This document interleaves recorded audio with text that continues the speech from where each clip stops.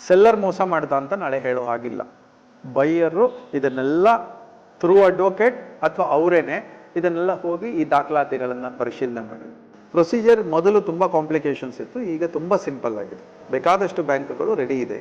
So ಇಷ್ಟು ಕೇರ್ಗಳನ್ನು ತಗೊಂಡು ಸರಿ ಇದ್ದರೆ ಅವ್ರು ಅಗ್ರಿಮೆಂಟ್ ಎಂಟರ್ ಆಗ್ಬೋದು.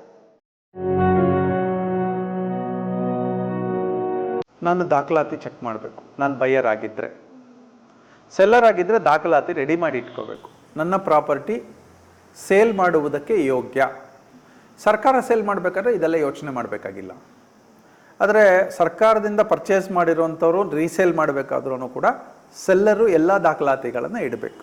ಸೇಲ್ ಡೀಡ್ ಇಡಬೇಕು, ಪೊಸಿಷನ್ ಸರ್ಟಿಫಿಕೇಟ್ ಇಡಬೇಕು, ಖಾತಾ ಇಡಬೇಕು, ಟ್ಯಾಕ್ಸ್ ಕಟ್ಟಿರಬೇಕು, ಅದಕ್ಕೊಂದು ಏನೂ ಎನ್ಕಂಬರೆನ್ಸ್ ಇಲ್ಲ, ನಾನೆಲ್ಲೂ ಸಾಲ ತಗೊಂಡಿಲ್ಲ ಅಂತ ಪ್ರೂಫ್ ಕೊಡಬೇಕು. ಇದೆಲ್ಲ ಆದರೆ ಸೆಲ್ಲರ್ ಕಡೆಯಿಂದ ರೆಡಿ.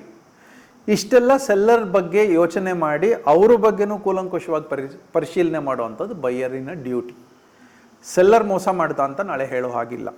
ಬೈಯರು ಇದನ್ನೆಲ್ಲ ಥ್ರೂ ಅಡ್ವೊಕೇಟ್ ಅಥವಾ ಅವರೇನೆ ಇದನ್ನೆಲ್ಲ ಹೋಗಿ ಈ ದಾಖಲಾತಿಗಳನ್ನು ಪರಿಶೀಲನೆ ಮಾಡಿ, ಒಂದು ಕಣ್ಣೆದುರುಗಡೆ ದಾಖಲಾತಿಗಳು ಕಾಣುತ್ತೆ, ಅವ್ರು ಏನು ಕೊಟ್ಟಿರ್ತಾರೆ ಅದು ಕಾಣುತ್ತೆ, ಅದನ್ನು ಒಂದು ಅಡ್ವೊಕೇಟ್ ಹತ್ರ ಕೊಡೋದು. ಮತ್ತು ಇಂಥ ಡಾಕ್ಯುಮೆಂಟ್ ಒರಿಜಿನಲಿ ನೀವು ಇಶ್ಯೂ ಮಾಡಿದ್ದೀರಾ ಅಂತ ಅದೇ ಡಿಪಾರ್ಟ್ಮೆಂಟಿಗೆ ಹೋಗಿ ಕೇಳ್ಬೋದು. ಈ ಡಾಕ್ಯುಮೆಂಟ್ ನನಗೆ ಕೊಟ್ಟಿದ್ದಾರೆ, ಈ ಪ್ರಾಪರ್ಟಿಯನ್ನು ಬೈ ಮಾಡ್ತಾ ಇದ್ದೀವಿ, ಇದು ಸರಿ ಇದೆಯಾ ಅಂತ ಡಿಪಾರ್ಟ್ಮೆಂಟಿಗೆ ಹೋಗಿ ಕೇಳ್ಬೋದು. ಸೊ ಅದನ್ನು ಸರ್ಚ್ ಮಾಡೋದು ಅಂತ ಹೇಳ್ತಾರೆ. ಒಂದು ಪ್ರಾಪರ್ಟಿಯ ಡಾಕ್ಯುಮೆಂಟನ್ನು ಸರ್ಚ್ ಮಾಡೋದು. ಸೊ ಇಷ್ಟು ಕೇರ್ಗಳನ್ನು ತಗೊಂಡು ಸರಿ ಇದ್ದರೆ ಅವರು ಅಗ್ರಿಮೆಂಟ್ ಎಂಟ್ರ್ ಆಗ್ಬೋದು. ಅಗ್ರಿಮೆಂಟ್ ಎಂಟ್ರಾಗಿ ಕೆಲವರು ಒಂದು 3 ತಿಂಗಳು ತೊಗೋತಾರೆ. ನಾರ್ಮಲಿ 3 ಮಂತ್ಸ್ ಇರುತ್ತೆ, 90 ಡೇಸ್ ಅಂತ ಇಡ್ತಾರೆ. ಆ 90 ಡೇಸು ದುಡ್ಡು ಹೊಂದಿಸ್ಕೊಳ್ಳೋಕ್ಕೆ ಮತ್ತು ಲೋನ್ ಅಪ್ಲೈ ಮಾಡೋದಕ್ಕೆ ಇದೆಲ್ಲದಕ್ಕೂ ಇಟ್ಕೊಂಡಿರ್ತಾರೆ. ಆ 90 ಡೇಸ್ ಒಳಗಡೆ ಅವ್ರು ರಿಜಿಸ್ಟರ್ ಮಾಡ್ಕೋಬೋದು. ಅಗ್ರಿಮೆಂಟ್ ಯಾರು ಹಾಕ್ತಾರೆ ಅವರು ರಿಜಿಸ್ಟರ್ ಮಾಡ್ಕೊಳ್ಳೋದು ಒಳ್ಳೆಯದು. ರಿಜಿಸ್ಟ್ರೇಷನ್ ಸೇಲ್ ಡೀಡ್ ಅದು ಮೊದಲನೇದು ಸೇಲ್ ಅಗ್ರಿಮೆಂಟ್ ಅಂತ. ಅಗ್ರಿಮೆಂಟ್ ಮಾಡುವಾಗ ಸೇಲ್ ಅಗ್ರಿಮೆಂಟು, ಫೈನಲಿ ಟ್ರಾನ್ಸ್ಫರ್ ಮಾಡುವಾಗ ಸೇಲ್ ಡೀಡ್ ಅಂತ ಹೇಳ್ತಾರೆ. ಆ ಸೇಲ್ ಡೀಡ್ ಮಾಡ್ಕೋಬೇಕಾದ್ರೆ ಮತ್ತೆ ಒಂದು ಅಡ್ವೊಕೇಟ್ ಮುಖಾಂತರ ಮಾಡೋದೇ ಒಳ್ಳೆಯದು. ಆ ದಾಖಲಾತಿಗಳನ್ನು ಹುಡುಕಿ ಅದಕ್ಕೆ income tax angle, sale deed angle, ಮತ್ತು ಅದರಲ್ಲೆಲ್ಲೂ ಲೋಪದೋಷಗಳಿಲ್ವಾ, ಸಾಲ ತೊಗೊಂಡಿದ್ರೆ ಸಾಲ ತೀರಿಸ್ಕೊಂಬ ಅಂತ ಹೇಳೋದು, ಇದೆಲ್ಲವೂ ಕೂಡ CARES to be taken.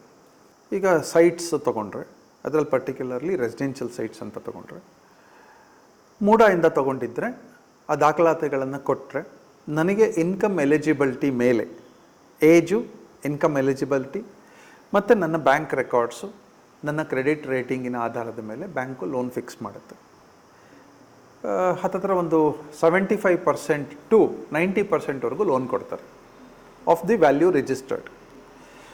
So ಆ ವ್ಯಾಲ್ಯೂಯೇಷನ್ ಮೇಲೆ ನಾನು ರೆಡಿ ಆದರೆ ಮಿಕ್ಕಿದ ನನ್ನ ಮಾರ್ಜಿನ್ ಅಂತ ಏನಿದೆ 10 to 25% ಬ್ಯಾಂಕ್ ಏನು ಇನ್ಸಿಸ್ಟ್ ಮಾಡುತ್ತೆ ಅದನ್ನು ತೊಗೋಬಹುದು. ಅದನ್ನು ಕೊಟ್ಟು ಸೇಲ್ ಅಗ್ರಿಮೆಂಟ್ ಎಂಟರ್ ಆಗ್ಬೋದು. ಡಿಫರೆನ್ಸ್ ಪೇಮೆಂಟನ್ನು ಯಾರು ಸೆಲ್ಲರ್ ಇದ್ದಾರೆ ಅವರಿಗೆ ಪೇಮೆಂಟ್ ಮಾಡುತ್ತೆ. ಪ್ರೊಸೀಜರ್ ಮೊದಲು ತುಂಬ ಕಾಂಪ್ಲಿಕೇಶನ್ಸ್ ಇತ್ತು, ಈಗ ತುಂಬ ಸಿಂಪಲ್ ಆಗಿದೆ. ಬೇಕಾದಷ್ಟು ಬ್ಯಾಂಕ್ಗಳು ರೆಡಿ ಇದೆ. ಈಗ ಕೊಟ್ಟರೆ ಒಂದು 3 ದಿನದಲ್ಲಿ ನಮಗೆ ಎಲಿಜಿಬಿಲಿಟಿ ಎಷ್ಟು ಅಂತ ಹೇಳ್ತಾರೆ. ದಾಖಲಾತಿಗಳು ಕೊಡಬೇಕು, 3 ವರ್ಷದ ಇನ್ಕಮ್ ಪೇಪರ್ಸ್ ಕೊಡಬೇಕು, ಬ್ಯಾಂಕ್ ಟ್ರಾನ್ಸಾಕ್ಷನ್ಸ್ ಕಾಪಿ ಕೊಡಬೇಕು, ಪ್ರಾಪರ್ಟಿ ಪೇಪರ್ಸ್ ಕೊಡಬೇಕು. ಇದೆಲ್ಲ ಕೊಟ್ಟು ಕೂಡಲೇ ಅವ್ರು ಹೇಳ್ತಾರೆ ಇಷ್ಟು ನಿಮಗೆ ಎಲಿಜಿಬಿಲಿಟಿ ಇದೆ ಅಂತ, ಇಷ್ಟು ರೇಟ್ ಆಫ್ ಇಂಟ್ರೆಸ್ಟ್, ಇಷ್ಟು ಟರ್ಮಿಗೆ ಕೊಡ್ತೀವಿ. ಸಾಧಾರಣ 10 ವರ್ಷದಿಂದ ಹಿಡಿದು 20-25 ವರ್ಷದವರೆಗೆ ಕೊಡ್ತಾರೆ.